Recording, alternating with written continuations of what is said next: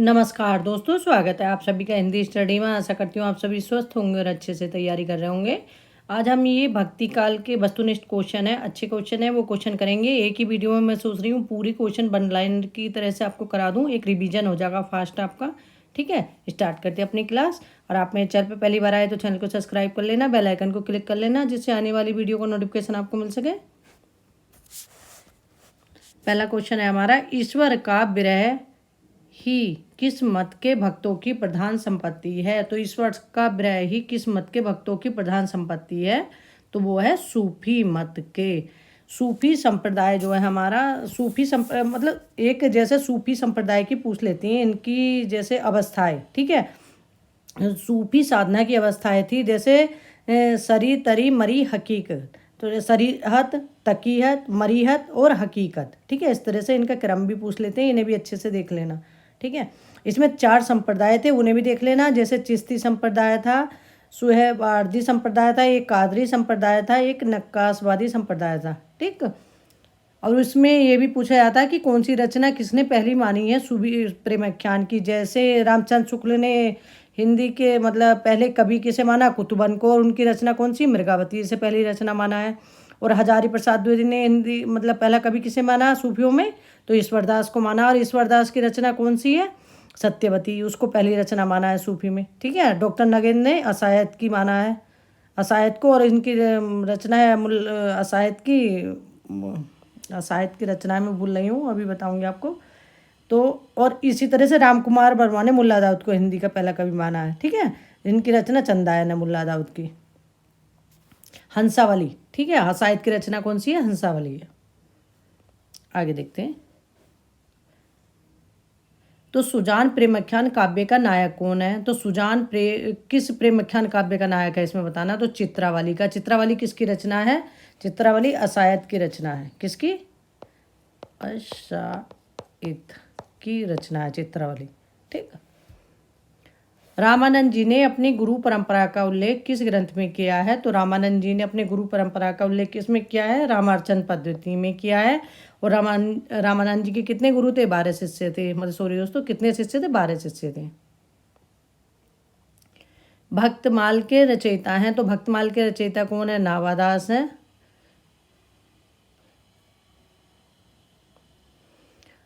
राम रक्षा स्रोत के रचयिता हैं, तो राम रक्षा स्रोत के रचयिता कौन है? तो ये रचना किसकी? राम रक्षा स्रोत। तो ये है रामानंद जी की रचना है, राम रक्षा स्रोत। वैष्णव संप्रदाय के प्रतिष्ठापक आचार्य हैं, तो वैष्णव संप्रदाय के प्रतिष्ठापक आचार्य कौन से हैं? तो इसमें है रामानुचार्य। किस आदि काव्य को राम कथा का मूल स्रोत माना जाता है? तो कौन सा आदि काव्य है जिसे राम कथा का मूल स्रोत माना जाता है? तो वो है वाल्मीकि जी ने जो रामायण लिखी थी। अष्टयाम के रचयिता हैं, तो अष्टयाम के रचयिता कौन है? नावादास हैं अष्टयाम के रचयिता। अष्टयाम में क्या है? अष्टयाम जो है राम से संबंधित लिखी गई है। और इसमें मतलब राम की 8 पहर का मतलब दिनचर्या का वर्णन है। ठीक है, अंगद पैज काव्य के रचनाकार है, तो अंगद पैज किसकी रचना है? ये ईश्वरदास की रचना है। सत्यवती और अंगद पैज दोनों रचना पूछी जाती हैं इनकी है। और ये कैसे भक्त हैं? राम भक्त हैं। ईश्वरदास जो पूछा गया है, ये कैसे भक्त हैं? ये राम भक्त हैं। तुलसी चरित रचना किसकी है? तो तुलसी चरित रचना किसकी है? रघुवर दास की है। अगर तुलसी जी के बारे में जानना है सही तो रघुवर दास की रचना है तुलसी चरित, उससे आपको सही पता चलेगा। मूल गोसाई चरित के रचनाकार है, तो मूल गोसाई चरित किसकी रचना है? ये बेनी माधव की रचना है मूल गोसाई चरित।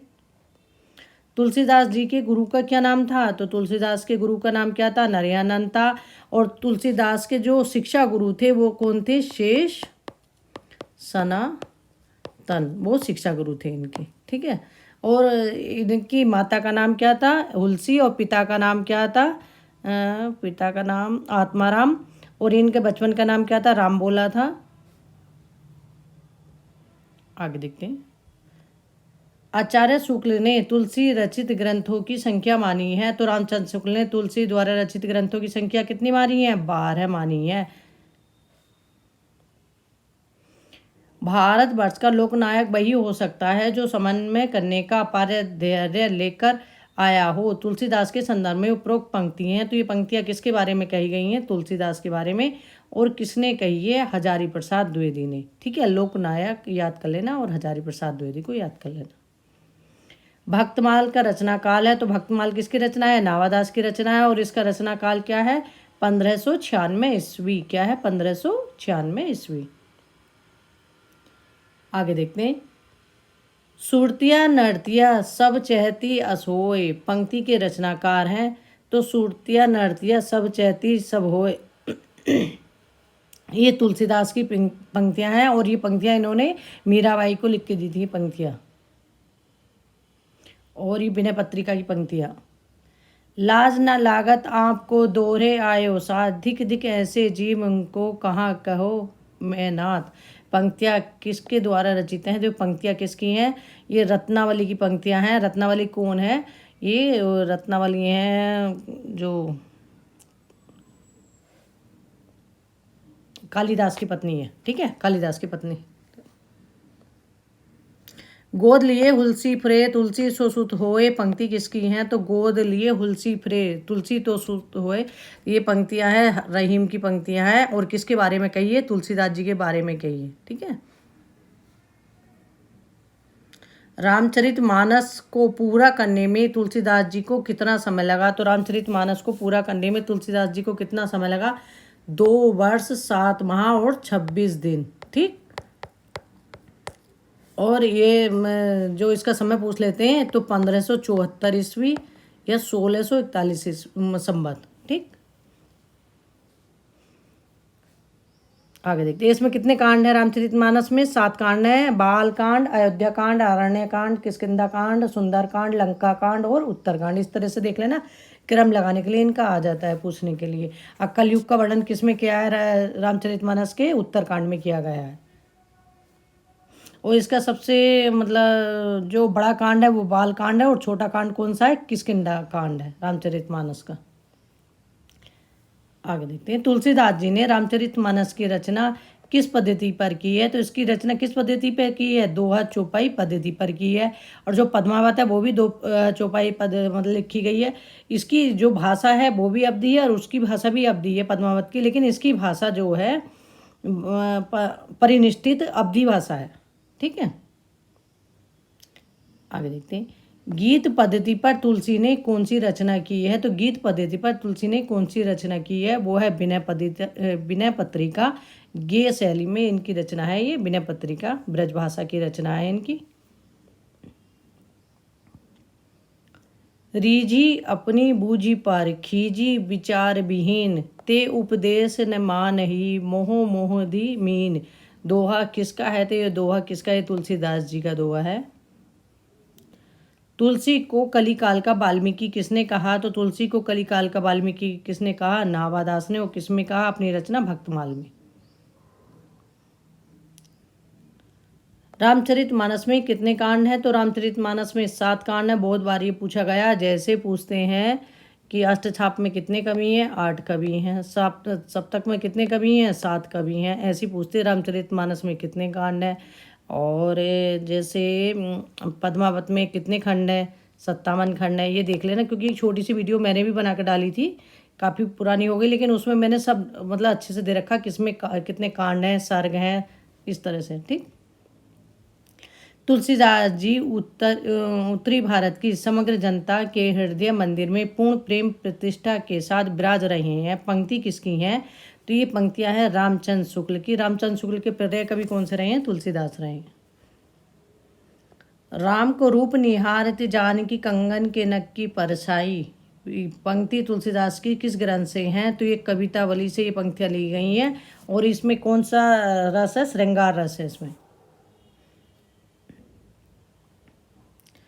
वैराग्य संदीपनी किस कवि की रचना है? तो वैराग्य संदीपनी किस कवि की रचना है? ये तुलसीदास जी की रचना है। तुलसीदास की सारी रचनाएं याद कर लेना। और इसमें सरस्वती पांडे और गोविंद पांडे की बुक जो दे रखी ना, उसमें इनका सन भी दे रखा है। और वो तो उसमें वो सन भी लगाने के लिए इनका आ जाता है, वो भी देख लेना। ठीक है। गोस्वामी तुलसीदास ने अपने विश्व प्रसिद्ध महाकाव्य रामचरितमानस को किस भाषा में रचा? तो इन्होंने रामचरितमानस को किस भाषा में रचा?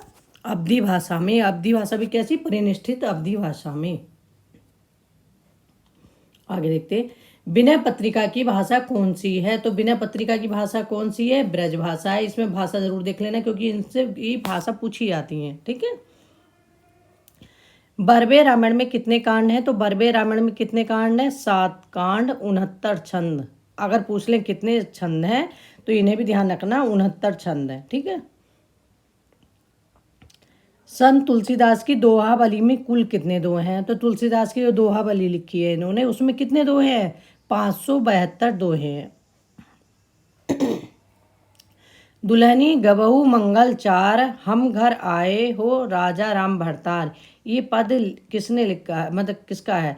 तो ये किसका पद है? ये कबीरदास जी का पद है। किसका है? कबीरदास जी का। कली कुटिल जीव निस्तार हित, वाल्मीकि तुलसी भयो। पंक्ति किसकी है? तो ये पंक्ति किसकी है? नावादास की हैं पंक्तियाँ भी। मैं सोच रही इसमें एक्सप्लेन थोड़ा कम करूं, और मतलब ये फास्ट रिवीजन में सोच रही एक वीडियो मतलब आपके लिए पूरा भक्तिकाल इसमें आ जाएगा। तो ये क्वेश्चन बहुत अच्छे, एक बार भी रिवीजन आपका हो जाएगा एग्जाम से पहले, तो बहुत कहीं ना कहीं मतलब महत्वपूर्ण है आपके लिए इसमें। रामायण महानाटक की रचयिता है, तो रामायण महानाटक के रचयिता कौन है? प्राणचंद चौहान है। ये क्वेश्चन बहुत बार रिपीट हुए हैं, ऐसे ऐसे क्वेश्चन है इसमें। राम भक्ति मार्ग के अंतर्गत श्रृंगारी भावना के प्रवर्तक हैं, तो राम भक्ति मार्ग के अंतर्गत श्रृंगारी भावना के कवि कौन है? तो ये हैं रामचरण दास। सीता को युगल सरकार का संबोधन कौन से मत के लोग देते हैं? तो सीता को युगल सरकार का संबोधन कौन से मत के लोग देते हैं? तो स्वसुखी शाखा के। नावादास जी के गुरु का क्या नाम था? तो नावादास जी के गुरु का नाम क्या था? अग्रदास। और जो सीता को सखी मानकर मतलब अग्रवाली नाम से करते थे। भक्तमाल के टीकाकार निम्न में से कौन है? तो भक्तमाल के टीकाकार कौन है? नावादास है भक्तमाल। रास पंचाध्यायी के रचयिता कौन है? तो रास पंचाध्यायी किसकी रचना है इनमें से? तो रास पंचाध्यायी नंददास की रचना है। किसकी रचना है? नंददास की रचना है। भक्त नामावली किसकी रचना है? तो भक्त नामावली किसकी रचना है? ये है हमारी ध्रुवदास की। भक्त नामावली किसकी रचना है? ध्रुवदास की रचना है। निम्नलिखित में भक्ति आंदोलन को लोक जागरण किसने कहा? तो लोक जागरण किसने कहा भक्ति आंदोलन को? तो वो कहा हजारी प्रसाद द्विवेदी ने। इसमें ऑप्शन हमारा 2 सही है। बुद्धदेव के बाद भारत के सर्वाधिक बड़े लोकनायक तुलसीदास हैं। पंक्ति किसकी है कि बुद्धदेव के बाद भारत के सर्वाधिक बड़े लोकनायक तुलसीदास हैं? तो ये पंक्ति किसकी है? तो ये ग्रेयर्सन ने कहा है। किसके लिए? तुलसीदास जी के लिए। रामचरितमानस में वक्ता श्रोता के कितने युग्म हैं? तो ये 4 युग्म हैं इसमें, वक्ता श्रोता के युग्म। रामचरितमानस की रचना का आरंभ किस क्षेत्र में हुआ? तो रामचरितमानस की रचना का आरंभ किस क्षेत्र में हुआ? तो ये अयोध्या से हुआ था। चरहु फल मानत चरहु चाणक को, पंक्ति किसकी है? तो ये पंक्तियाँ किसकी हैं? ये पंक्ति हैं तुलसीदास जी की। जायसी को महाकवि के रूप में किस आलोचक ने प्रतिष्ठित किया? तो जायसी को महाकवि के रूप में किस आलोचक ने प्रतिष्ठित किया? तो इसमें ऑप्शन हमारा रामचंद्र शुक्ल हो जाएगा। 84 वैष्णव की वार्ता के रचयिता हैं, तो 84 वैष्णव की वार्ता और ये 252 वैष्णव की वार्ता, दोनों के रचयिता कौन है? गोकुल दास हैं। ठीक है। कौन है? ये बल्वाचार्य के पोते हैं और विठलनाथ के पुत्र हैं। और 84 वैष्णव की वार्ता में किसका वर्णन है? ये बल्वाचार्य के शिष्यों का वर्णन है। और 252 वैष्णव की वार्ता में विठलनाथ के शिष्यों का वर्णन है। अग्रदास की भक्ति किस भाव की है? तो अग्रदास की भक्ति किस भाव की है? तो माधुर्य भाव की है अग्रदास की भक्ति, क्योंकि इन्होंने सीता को सखी मानकर भक्ति की थी अपनी अग्रवली नाम से। तुलसीदास की भक्ति किस भाव की है? तो तुलसीदास की भक्ति किस भाव की है? दास्य भाव की है। और साख्य भाव की है सूरदास की। वैसे इसमें आगे आएगा, नहीं भी आएगा, तो साख्य भाव सूरदास और माधुर्य भाव मीराबाई। वाई की है, माधुर्य भाव की।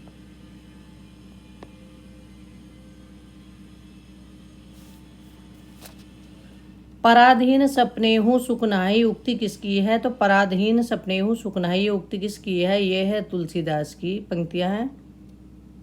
आगे देखते हैं। साखी शब्दी दोहरा कभी कहिन उपखान, भक्ति निरुपहि भगत कली निंदहि वेद पुराण। तो निंदहि वेद पुराण, इतनी पंक्ति याद कर लेना। तो ये पंक्तियां किसकी हैं? ये तुलसीदास जी की पंक्तियां हैं। मातु पिता जग जाय तैयो, विधि न लिखियो कुछ भाल भलाई। ये पंक्तियां तुलसीदास के किस काव्य ग्रंथ से ली गई हैं? तो ये पंक्तियां किस काव्य ग्रंथ से ली गई हैं तुलसीदास के? तो ये कवितावली से पंक्तियां ली गई हैं इनकी। लोटा तुलसीदास को लाख टके को मोल, ये पंक्तियां किसकी हैं? तो ये पंक्तियां हैं होल राय की। और ये सब पूछी गई पंक्तियां और मतलब रचनाएं हैं इसमें। वो आप देखना लास्ट ईयर किसी भी एग्जाम की आप तैयारी कर रहे हो, सबसे बड़ी बात है उसके लास्ट ईयर क्वेश्चन जरूर देखना। जो क्वेश्चन पेपर आए हुए होंगे तो उनसे पता चल जाएगा कि आप मतलब कैसे क्वेश्चन एग्जाम में पूछे आते हैं। ठीक है, आगे देखते हैं। जाके प्रिय न राम बेदही, जो सो नर तजहु कोटि बैरी सम जद्यपि परम स्नेहु। यह तुलसीदास के किस काव्य ग्रंथ की पंक्तियां हैं? तो ये पंक्तियां हैं तुलसीदास की विनय पत्रिका से ली गई पंक्तियां हैं। इन्होंने ये पंक्तियां मीराबाई को लिख के दी थी। तुलसी का सारा काव्य समन्वय की विराट चेष्टा है। तो तुलसी का सारा काव्य समन्वय की विराट चेष्टा है। तो ये कथन किसका है? तो ये हजारी प्रसाद द्विवेदी का है। किसका है? हजारी प्रसाद द्विवेदी का है। आगे देखते हैं। केशव कहीं न जाए जायका ही, ये पंक्ति किसकी हैं? तो ये पंक्तियां किसकी हैं? ये भी तुलसीदास की पंक्तियां हैं। इसीलिए ऑप्शन में केशव दास को भी दे देते हैं, क्योंकि केशव दास को सोच के टिक कर दें, तो इसलिए थोड़ा सा ध्यान इन चीज़ों का रखे करो एग्जाम में। तिरुप्पावे किसकी रचना है? तो तिरुप्पावे किसकी रचना है? ये अंडाल की रचना है। अंडाल जो मतलब आलवार थे, उनकी संख्या कितनी थी? 12 थी। उसमें एक कौन थी? गोदा थी, जो महिला थी, जो दक्षिण की मीरा कही जाती हैं। यदि प्रबंध काव्य एक विस्तृत वनस्थली है तो मुक्तक चुना हुआ गुलदस्ता किसकी पंक्तियां हैं? तो ये पंक्तियां किसकी हैं? रामचंद्र शुक्ल की पंक्तियां हैं। यदि इस्लाम न भी आया हो तो भी भक्ति साहित्य का बाहर आना वैसे ही होता जैसे आज, किसकी पंक्तियां हैं? तो ये पंक्तियां किसकी हैं? हजारी प्रसाद द्विवेदी की। एक आने में कितने होते हैं? 16 आने होते हैं। तो उन्होंने फिर भी कुछ माना कि होता, लेकिन उन्होंने 12 आने माना है कि इस्लाम ना भी आता तब भी होता। ठीक। पद्मावत की रचना किस शासक के काल में हुई? तो पद्मावत की रचना किस शासक के काल में हुई? तो वो शेरशाह सूरी के काल में हुई। पद्मावत की रचना किसने की? जायसी ने की। और कितने खंड है इसमें? 57 कांड है। और रत्नसेन किसका प्रतीक है? मन का प्रतीक है। और नागमती दुनिया धंधे का प्रतीक है। पद्मावती परम सत्ता का प्रतीक है। इस तरह से अलाउद्दीन माया का प्रतीक है। इसमें प्रतीक देख लेना, उनको भी पूछ लेते हैं एग्जाम में। आगे देखते हैं। जायसी सूफियों के अद्वैतवाद तक ही नहीं रहे, वेदांत के अद्वैत तक भी पहुंच गए। किसकी पंक्तियां हैं? तो ये पंक्तियां किसकी हैं? तो ऑप्शन इसमें रामचंद्र शुक्ल एक सही होगा। बरवे छंद का प्रयोग प्रथमतः किस कवि ने किया? तो बरवे छंद का प्रयोग किस कवि ने किया? जो भक्ति काल के कवि हैं, तो वो किया था रहीम ने। पद्मावत को अन्योक्ति या समासोक्ति काव्य कहने वाले आलोचक हैं। तो पद्मावत को अन्योक्ति या समासोक्ति काव्य कहने वाले आलोचक कौन है? तो इसमें रामचंद्र शुक्ल हैं। कवित विवेक एक नहीं मोरे, किसकी पंक्तियां हैं? तो कवित विवेक एक नहीं मोरे, ये पंक्तियां किसकी हैं? तो ये पंक्तियां हैं तुलसीदास जी की। आगे देखते हैं। कहे बिनु रहो न परत, कहे राम रस न परत, पंक्ति तुलसी की किस काव्य ग्रंथ की हैं? तो पंक्तियां किसकी हैं? तुलसीदास जी की हैं। और किस काव्य ग्रंथ से ली गई हैं? ये विनय पत्रिका से ली गई पंक्तियां हैं। योग चिंतामणि किसकी रचना है? तो योग चिंतामणि किसकी रचना है? तो ये मेरुतुंग की रचना है, योग चिंतामणि। और इसमें मेरुतुंग नहीं है, तो योग चिंतामणि एक रामानंद की भी है। ठीक है।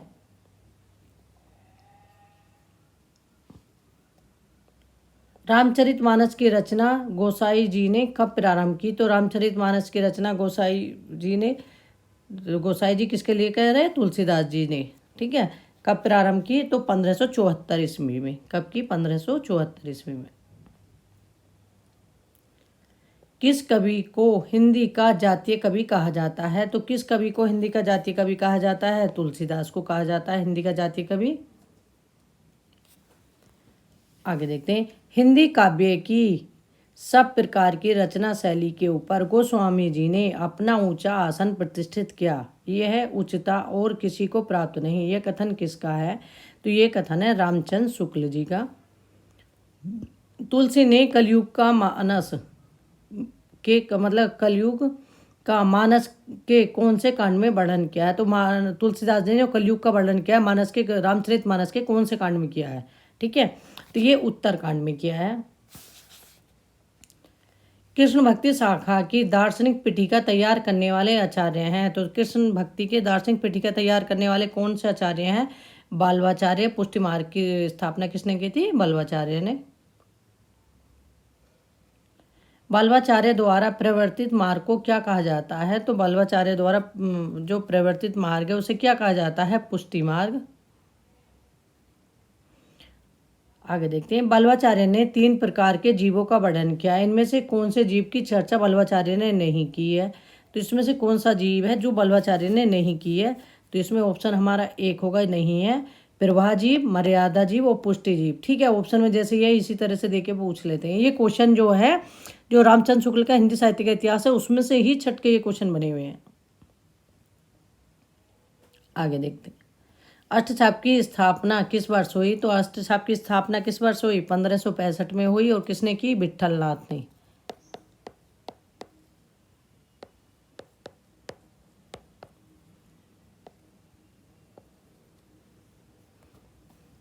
अष्टछाप की स्थापना किसने की? तो अष्टछाप की स्थापना की विठल नाथ ने 1565 में की। और इसमें कितने कवि थे? 4। सूर कुम्मन परमानंद कृष्ण, ये तो बल्लवाचार्य के। छीत गोविंद चतुर्भुज नंद, ये विठल नाथ के शिष्य थे। सूरदास किसके शिष्य थे? तो ये अष्टछाप को जब तुम अलग अलग चारों याद कर लोगे तो ये क्वेश्चन बनते ही हैं, कौन से किसके शिष्य थे, कौन से अष्टछाप में नहीं थे। ठीक है, तो इन्हें अच्छे से देख लोगे तो तुम्हारे ये कन्फ्यूजन, कितने क्वेश्चन आ जाए इससे संबंधित, तो फिर ये क्वेश्चन आपके सही हो जाएंगे। तो सूरदास किसके शिष्य थे? ये बल्लवाचार्य के शिष्य थे सूरदास। नंददास किसके शिष्य थे? तो नंददास किसके शिष्य थे?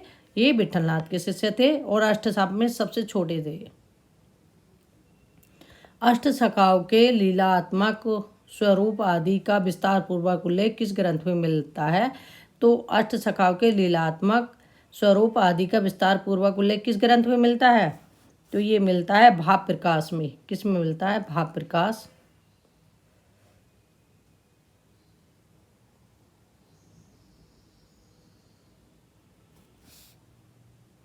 पूर्व मीमांसा भाष्य के रचनाकार हैं। तो पूर्व मीमांसा भाष्य के रचनाकार कौन है? तो ये रचना किसकी है? बल्लवाचार्य की रचना है। सूरदास का जन्म कहाँ हुआ? तो सूरदास का जन्म कहाँ हुआ था? सीही में हुआ था। और लम्हे में प्रेमचंद का जन्म हुआ था। लम्हे और सीही थोड़ा सा अच्छे से देख लेना, इनमें कंफ्यूजन हो जाता है। बल्लवाचार्य के संपर्क में आने से पूर्व सूर किस भाव की भक्ति करते थे? तो बल्लवाचार्य के संपर्क में आने से पूर्व जो सूरदास जी थे वो किस प्रकार की भक्ति करते थे? तो वो करते थे दास्य भाव की भक्ति। और फिर बाद में कैसी भक्ति थी सूरदास की? साख्य भाव की भक्ति। विमल बुद्धि गुण और की जो यह गुण श्रेय बनी धरे, सूर कवित सुनी कौन कवि जो नहीं सिर चालन करे। किसकी पंक्तियां हैं? ये पंक्तियां हैं नावादास की।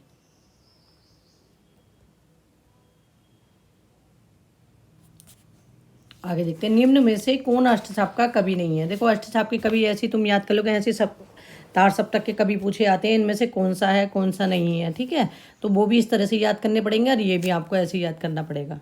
तो इसमें कौन नहीं है? नावादास। नावादास राम भक्त कवि हैं। सूर सागर और साहित्य लहरी किसकी रचना है? सूर सागर, साहित्य लहरी और एक रचना और है सूरावली। ठीक है, सूरावली। तो इन 3 रचनाओं को रामचंद्र शुक्ल ने प्रमाणिक माना है। अगर पूछे रामचंद्र शुक्ल के नाम सूरदास की कितनी रचनाएं प्रमाणिक हैं तो 3 है। और सूरसागर साहित्य लहरी और सूर सारावली। ठीक है, तो ये रचना किसकी है? सूरदास की रचना है। और दृष्टिकूट पद इसके आगे हैं, देखो इधर का क्वेश्चन, दृष्टिकूट पदों का संग्रह सूर की किस रचना में मिलता है? तो दृष्टिकूट पद किस में मिलते हैं सूरदास के? तो वो साहित्य लहरी में मिलते हैं। किस में मिलते हैं? साहित्य लहरी में।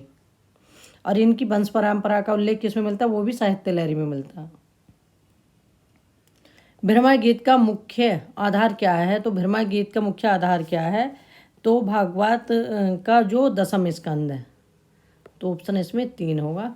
एक तो है भगवत गीता, एक भगवत पुराण है। ठीक है, तो ये भगवत पुराण का दसम स्कंद है, ना कि भगवत गीता का। ऑप्शन में दे देते हैं, जैसे इसमें गीता दे रखा तो उसमें भगवत गीता भी देने लगे हो। अनुखन माधव माधव समुराइत सुंदर भेली मधाई किसकी पंक्तियां हैं? तो ये पंक्तियां हैं विद्यापति की, अनुखन माधव। तो बस सिर्फ इतना याद कर लेना।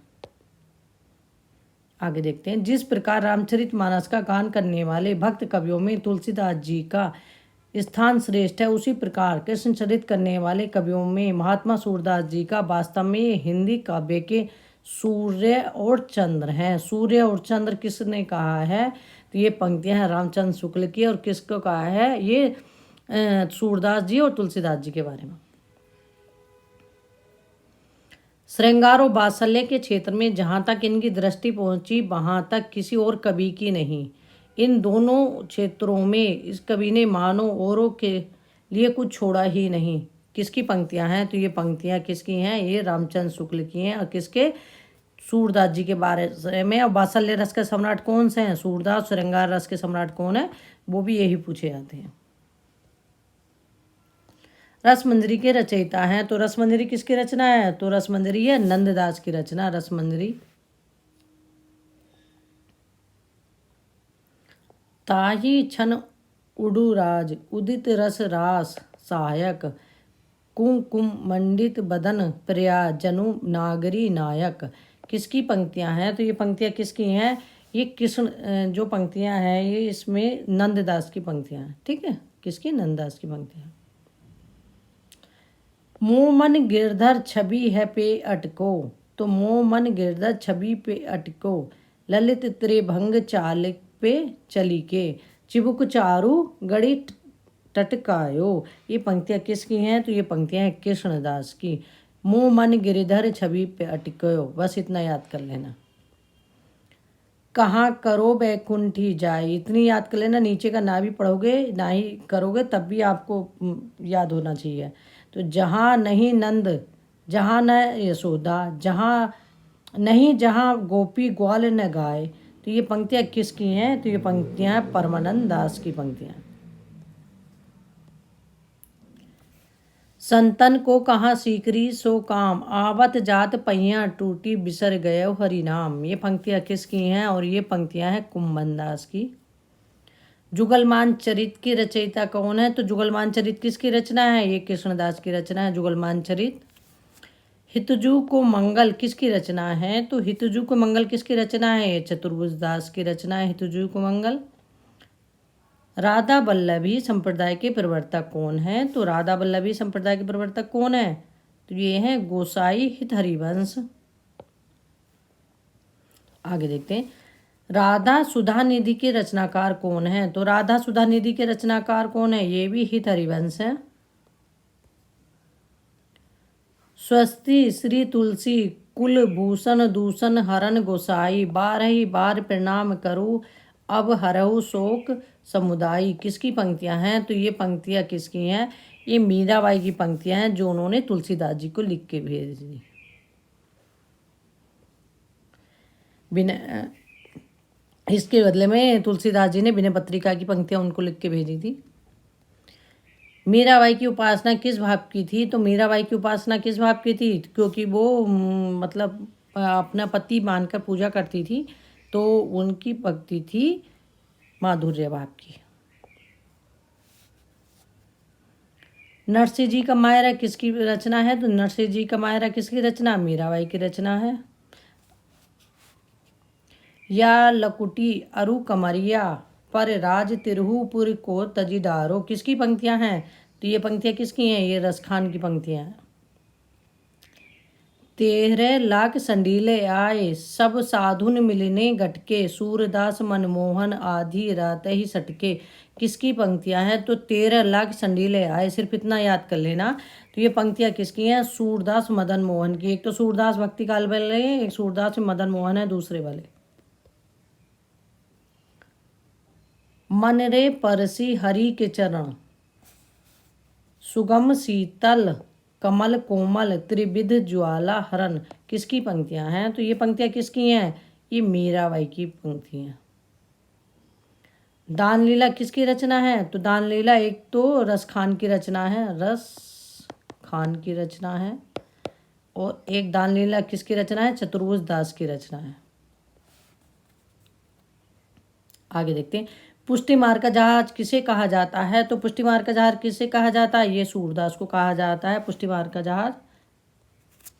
विठलनाथ ने इनकी मृत्यु पर कहा था, पुष्टि मार्ग को जहाज जात जाको कछु लेना हो कछु लो।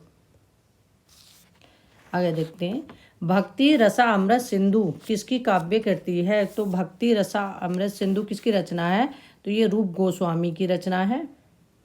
आख्यान काव्य में मसनवी शैली का प्रयोक्ता कवि है। तो आख्यान काव्य में मसनवी शैली के प्रयोक्ता कवि कौन है?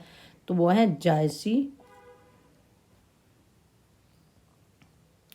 शोभित कर नवलीत लिए, घुटने चलत रेणु तन मंडित, मुख दधि लेप किए। किसकी पंक्तियां हैं? तो ये पंक्तियां हैं सूरदास की।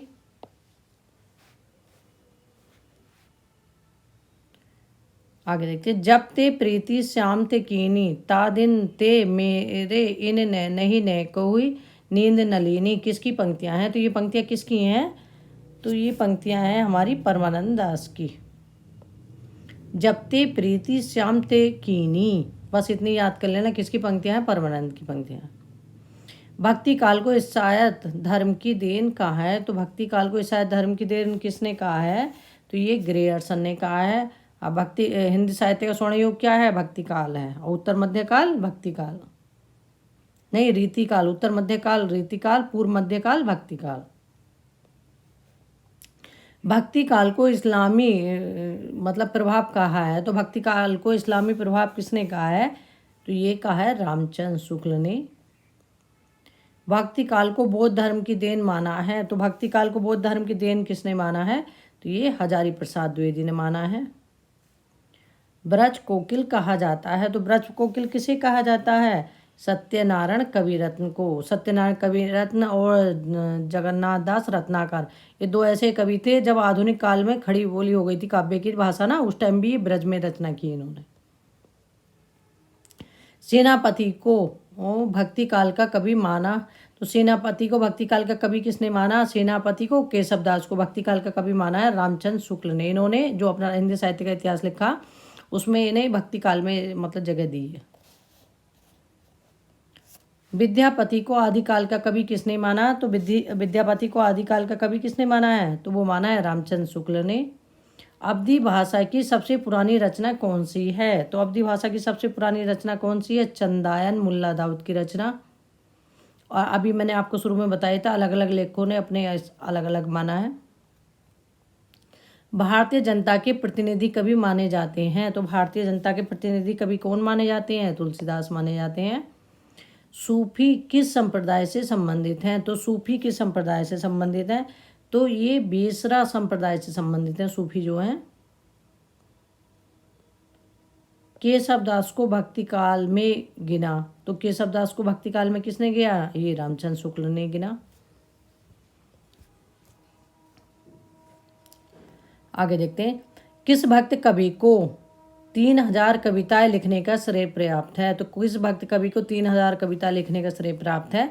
तो वो हैं सूरदास जी। अग्रली नाम से रचना करने वाले कवि कौन थे? तो अग्रली नाम से रचना करने वाले कवि कौन थे? अग्रदास थे, जो सीता को अग्रली की सखी मानकर अग्रली नाम से रचना करते थे और राम भक्त कवि हैं। अष्टछाप के कवियों के क्रम में ये सर्वप्रथम कवि हैं। अष्टछाप के क्रम में कौन से सर्वप्रथम कवि हैं? तो वो है कुम्भनदास। और सबसे छोटे कौन से हैं? नंददास। प्रेम वाटिका के रचयिता कौन है? तो प्रेम वाटिका किसकी रचना है? ये रस खान की रचना है प्रेम वाटिका।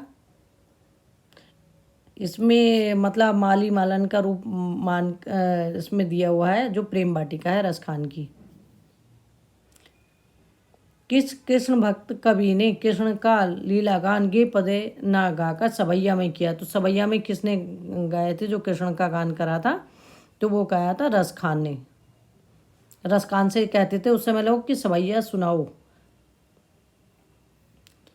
आगे देखते हैं। मोर पका सिर ऊपर राखियो, गुंज की माल गरे पहियो, ओढ़ी पीताम्बर ले लकुटी, बन गोधन ग्वालन संग फिरेंगी। ये पंक्तियाँ किसकी रचना, मतलब किस रचनाकार की हैं? तो ये पंक्तियाँ हैं हमारी रसखान की।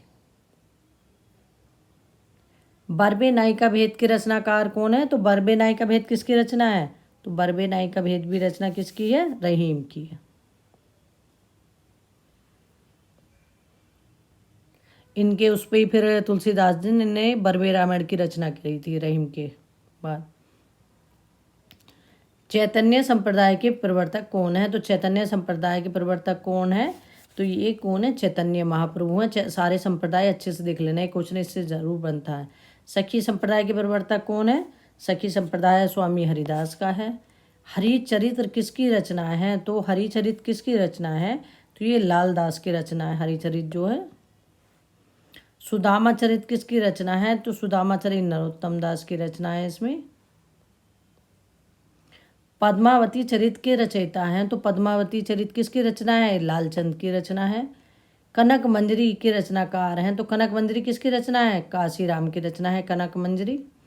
बेली क्रिसमस रुक्मणी के रचनाकार हैं, तो ये हैं कवि पृथ्वीराज। ये इस तरह से होते हैं, इन्हें हम काम करते रहें, वीडियो लगा लें, अपना सुनते रहें तब भी, या लेटे थक गए बैठे बैठे ये पढ़ते हुए तो अपना वीडियो लगाओ, थोड़ी देर आंख बंद करके सुनते रहो, तो बहुत सारी चीज़ें इसमें से याद हो जाएंगी आपको। और ये क्वेश्चन ऐसे ही कि कहीं ना कहीं टकराएंगे ज़रूर आपके लिए एग्जाम में। आगे देखते हैं। कवि बीएस रस कोलापुरी, दूर ही नियर नियर नियर नियर भादुरी। यह पंक्ति मतलब काव्य पंक्ति किस कवि की हैं? तो ये किसकी कवि की पंक्तियां हैं? तो ये जायसी की पंक्तियां हैं। अकबर के दरबार में कवि नहीं थे। अकबर के दरबार में कितने रत्न थे? 9 रत्न थे, उसमें से कौन नहीं है? तो इसमें ऑप्शन हमारा कौन सा सही होगा? डी, नागरी दास नहीं थे। होल राय थे, नरहरि बंदीजन थे, रहीम थे।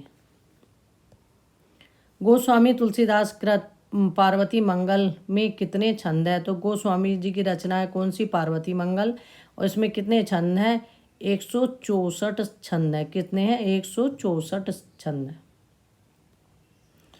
अनुखन माधव माधव समुराइत, ज़्यादातर मैं विद्यापति की पंक्तियों में देखा माधव माधव, ध्यान रखना। तो इसमें पंक्तियाँ किसकी हैं? विद्यापति की हैं। सूरदास जी के सूर सागर में श्रीमद् भागवत के किस स्कंद को आधार बनाया गया है? तो सूरदास जी ने सूर सागर लिखा श्रीमद् भागवत गीता के, मतलब किस, जो भागवत पुराण है, सॉरी दोस्तों गीता नहीं, तो भागवत पुराण के किस स्कंद को आधार बनाया गया है? तो वो है 10वें स्कंद को। ऑप्शन हमारा इसमें कौन सा सही है? 4।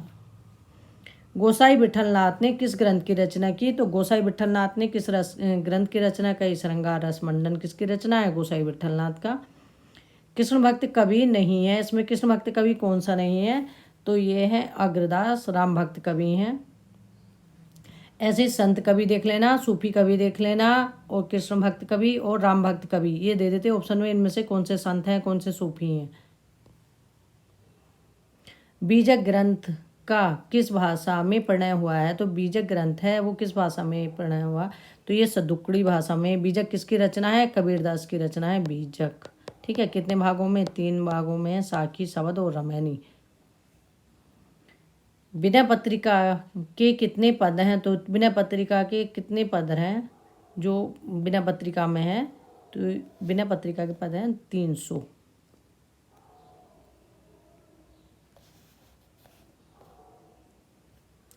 गोसाई विठलनाथ ने किस ग्रंथ की रचना की? तो गोसाई विठलनाथ ने किस ग्रंथ की रचना की? श्रृंगार रस मंडन की रचना की। सूरदास जी का जन्म कहाँ हुआ था? तो सूरदास जी का जन्म दिल्ली के निकट सिही में हुआ था, सिही नामक स्थान पर। तुलसीदास जी को मुगल काल का सबसे महान व्यक्ति किसने कहा है? तो तुलसीदास को मुगल काल का सबसे महान व्यक्ति किसने कहा है? तो वो कहा है स्मिथ ने। तुलसीदास जी ने कलयुग का वर्णन रामचरितमानस के किस कांड में किया है? तो तुलसीदास ने कलयुग का वर्णन रामचरितमानस के किस कांड में किया है? तो वो उत्तर कांड में किया है। निम्नलिखित में से रामचरितमानस की टीका किसने की? तो रामचरितमानस की टीका किसने की? तो ऑप्शन इसमें हमारा एक सही होगा, महेंद्र रामचरण ने। स्वयं आगत के रचनाकार कौन है? तो ये है मैथिली शरण स्वयं आगत के रचनाकार।